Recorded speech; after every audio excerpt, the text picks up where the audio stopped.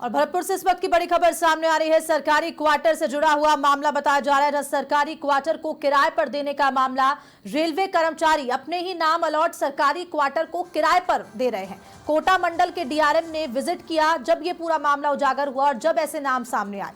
आपको बता दें कि रेलवे कॉलोनी में ठेकेदार को किराए पर दिया गया क्वार्टर। डीआरएम ने कर्मचारी को निलंबित कर विभाग के अधिकारियों को जांच भी सौंपी है और रेलवे अधिकारियों की ओर से सरकारी क्वार्टर किराए पर देने की चर्चाएं तेज हो चली है। जांच के बाद और भी मामले इस तरह के सामने आ सकते हैं।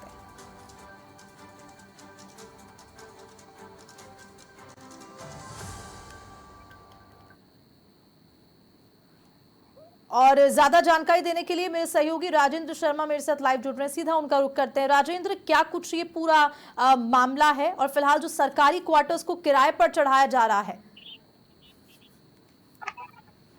जी, मैं बताना चाहूंगा, भरतपुर में कोटा रेल मंडल का मामला है जो अभी हाल ही में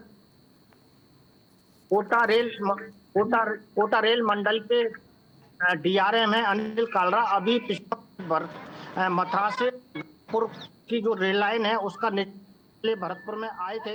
इसके बाद भरतपुर का निरीक्षण करने मथुरा जा रहे थे तो रास्ते में मोड़ेकी रामपुर रेलवे स्टेशन है, वहां उन्होंने उसका निरीक्षण किया रेलवे स्टेशन का। उसके बाद में जब मैं रेलवे कॉलोनी की तरफ वो गए हैं तो रेलवे कॉलोनी में उनका एक क्वार्टर ऐसा मिला कि जहाँ मतलब कि ठेकेदार को उन्होंने, जो रेलवे कर्मचारी जिसके नाम में मकान अलॉट है, उसने किसी और को दे रखा है।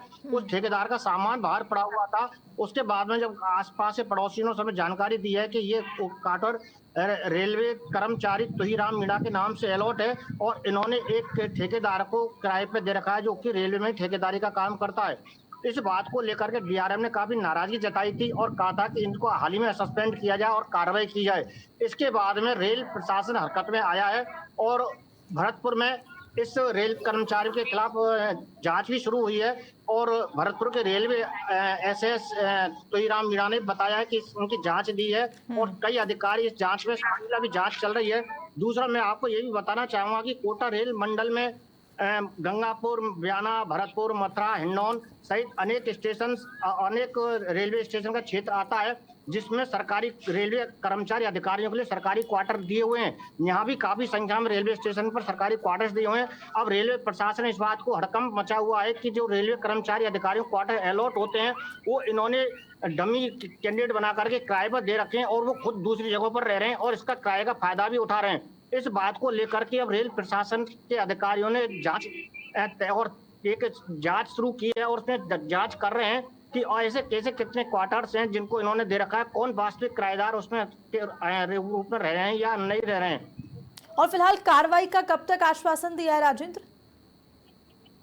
जी, रेलवे स्टेशन अधीक्षक हैं, उन्होंने इसमें 3 अधिकारियों को शामिल किया है। टीआई और रेलवे विभाग के अधिकारियों की टीम इसमें जांच कर रही है और जांच करने के लिए नोटिस भी दिया है और उसको बयान देने के लिए कोटा रेल मंडल के कार्यालय पर कोटा बुलाया है और उसके बाद में जांच पूरी होने के बाद कार्रवाई होगी। लेकिन सबसे बड़ा प्रश्न ये है कि कोटा रेल मंडल में अगर देखा जाए तो हजारों क्वार्टर जो मिले हैं उनमें वास्तविक सरकारी अधिकारी रह रहे हैं या नहीं रह रहे, इस बात की जांच के लिए अलग से एक सेल बनाकर के जांच की जाए तो काफी बड़ा खुलासा हो सकता है और रेलवे क्वार्टर्स की हालत भी किस तरह की है वो भी सामने आ सकती है। ठीक है राजेंद्र, बहुत बहुत शुक्रिया आपका जुड़ने के लिए और जानकारी देने के लिए। तो सरकारी क्वार्टर से जुड़ा हुआ मामला है जहां पर अब जांच शुरू कर दी गई है कि और ऐसे कौन से नाम हैं जो किराए पे दिए जा रहे हैं सरकारी क्वार्टर्स को, जो उनके नाम पे अलॉट होते हैं, डमी कैंडिडेट्स को दे दिए जाते हैं।